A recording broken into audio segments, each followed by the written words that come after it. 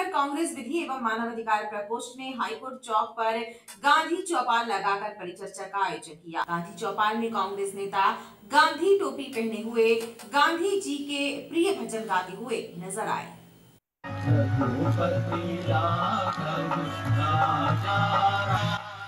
शनिवार 26 नवंबर का दिन पूरे देश में संविधान दिवस के रूप में मनाया गया। इस अवसर पर विभिन्न कार्यक्रम भी हुए। संविधान दिवस के अवसर पर कांग्रेस विधि एवं मानवाधिकार प्रकोष्ठ ने हाईकोर्ट चौक पर गांधी चौपाल लगाई। इस चौपाल में कांग्रेस नेता गांधी टोपी पहने हुए गांधी जी के प्रिय भजन गाते हुए नजर आए। इस मौके पर कांग्रेस कार्यकर्ताओं ने वर्तमान परिवेश एवं संवैधानिक मूल्य विषय पर परिचर्चा भी आयोजित की, जिसमें उपस्थित सभी कांग्रेस जनों विधिवक्ताओं ने अपने विचार व्यक्त किए।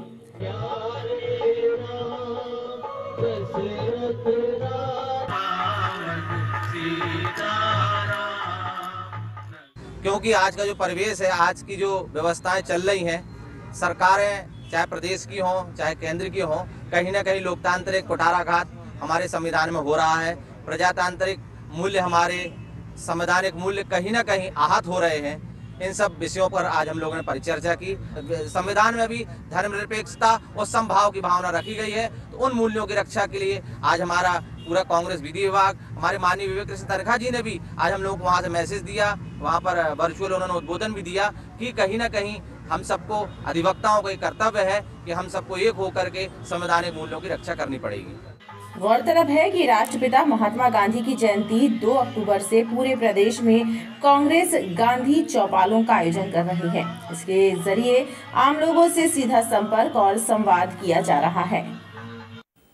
महिला संगठन राष्ट्रीय सेविका समिति के तत्वाधान में मानस भवन प्रांगण में आजादी के अमृत महोत्सव के तहत राष्ट्रीय उत्सव कार्यक्रम का आयोजन किया गया। इस कार्यक्रम में राष्ट्रीय चिंतक और लेखक प्रशांत पोल ने उद्बोधन दिया। कार्यक्रम के दौरान विभिन्न संगठनों और संस्थाओं के द्वारा सांस्कृतिक कार्यक्रमों की प्रस्तुतियां भी दी गयी। आजादी के अमृत महोत्सव के उपलक्ष्य में पूरे देश में विभिन्न संगठनों और संस्थाओं द्वारा देशभक्ति पर आधारित कार्यक्रमों के आयोजनों का सिलसिला लगातार जारी है।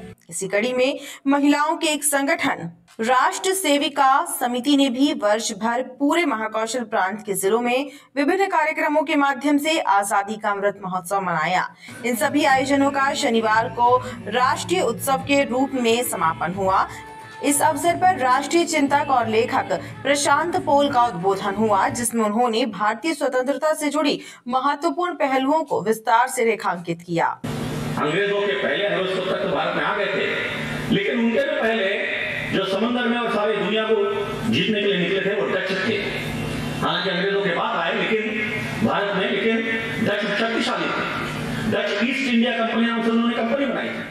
देशभक्ति पर गीतों पर नृत्यों की प्रस्तुति, जिसमें विवेकानंद का युवा भारत, वंदे मातरम, इस प्रकार से कार्यक्रम यहाँ पे प्रस्तुत किए गए हैं और युवा पीढ़ी को अपने स्वतंत्रता के बारे में, स्वतंत्रता का इतिहास पता होने के लिए इस प्रकार के कार्यक्रमों का आयोजन हमने पूरे वर्ष भर किया है। कार्यक्रम में नगर की विभिन्न संस्थाओं और संगठनों ने भाग लिया और देशभक्ति से उत्प्रोत सांस्कृतिक कार्यक्रमों की प्रस्तुतियां देकर इस राष्ट्रीय उत्सव को यादगार बना दिया।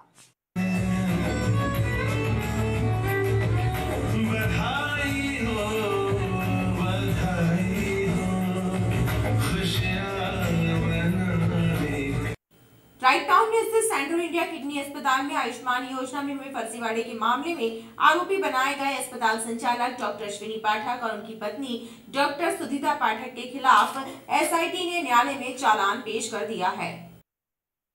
राइट टाउन स्थित सेंट्रल इंडिया किडनी अस्पताल में हुए आयुष्मान योजना फर्जीवाड़े के आरोपी डॉक्टर अश्विनी पाठक और अस्पताल संचालिका डॉक्टर दुहिता पाठक के विरुद्ध एसआईटी की टीम ने कोर्ट में चार्जशीट पेश कर दी है। लाडगंज थाने में पाठक दंपति के विरुद्ध धोखाधड़ी और अन्य धाराओं में केस दर्ज किया गया था। एसआईटी ने चार्जशीट में 100 से ज्यादा लोगों के बयान शामिल किए हैं, जिनमें अस्पताल के कर्मचारी से लेकर वहां के मरीज भी शामिल हैं, जिनके नाम पर आयुष्मान योजना में फर्जीवाड़ा किया गया। इसके अलावा चार्जशीट में कई साक्ष्यों और दस्तावेजों को भी शामिल किया गया है।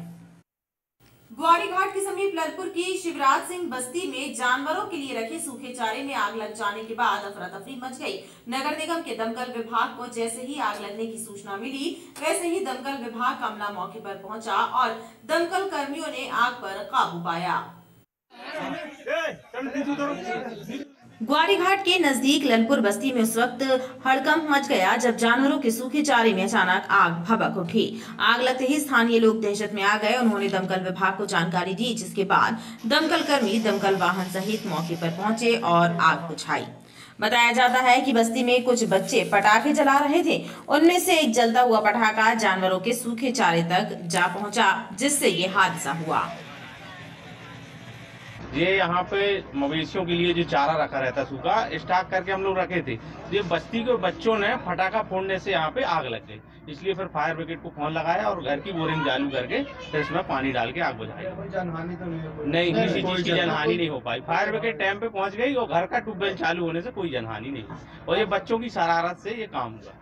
नगर निगम के दमकल कर्मियों ने समय रहते आग पर काबू पा लिया, जिसके बाद बस्ती वासियों ने राहत की सांस ली। तिलवारा स्थित मेघला रिसोर्ट में युवती की हत्या और कोतवाली थाना क्षेत्र में गल्ला व्यापारी से ठगी करने वाले आरोपी हेमंत भदाड़े को जेल भेज दिया गया है। शनिवार को आरोपी हेमंत भदाड़े की पुलिस रिमांड समाप्त हो गई है। पुलिस ने उसे न्यायालय के समक्ष पेश किया और न्यायालय के निर्देश पर उसे न्यायिक हिरासत में जेल भेज दिया। तिलवारा स्थित मेघला रिसोर्ट में शिल्पा झारिया नामक युवती की जघन्य हत्या और कोतवाली में गल्ला व्यापारी से ठगी की वारदात को अंजाम देने वाले आरोपी हेमंत भदाड़े को शनिवार को जेल भेज दिया गया। हेमंत भदाड़े को ठगी के मामले में कोतवाली पुलिस ने रिमांड पर लिया था। शनिवार को हेमंत की रिमांड समाप्त हो गई, जिसके बाद कोतवाली पुलिस ने पुनः उसे कोर्ट के समक्ष पेश किया और न्यायालय के निर्देश पर उसे जेल भेज दिया। हमारे थाना क्षेत्र में भी गलगला व्यापारी मनीष चिमनानी जी के साथ फ्रॉड का घटनाक्रम घटित किया था और दर्ज हुई एफआईआर पर आरोपी गिरफ्तार ली गई थी। इसमें आरोपी को रिमांड पर लिया जाकर पूछताछ की गई, बरामदगी की गई है और आज रिमांड अवधि पूरी होने से आरोपी को न्यायालय के समक्ष प्रस्तुत किया गया।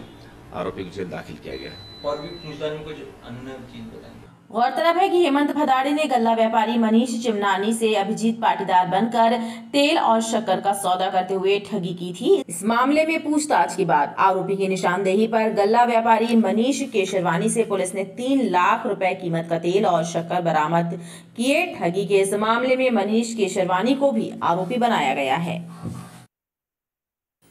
भेड़ाघाट थाना क्षेत्र में ऑप्शन होटल के पास बीते 13-14 नवंबर की दरमियानी रात धारदार हथियार से हमला कर 22 वर्षीय युवक आदित्य भारद्वाज की हत्या करने वाले आरोपियों को पुलिस ने हिरासत में ले लिया है। वारदात में शामिल सभी आरोपी नाबालिग बताए जा रहे हैं।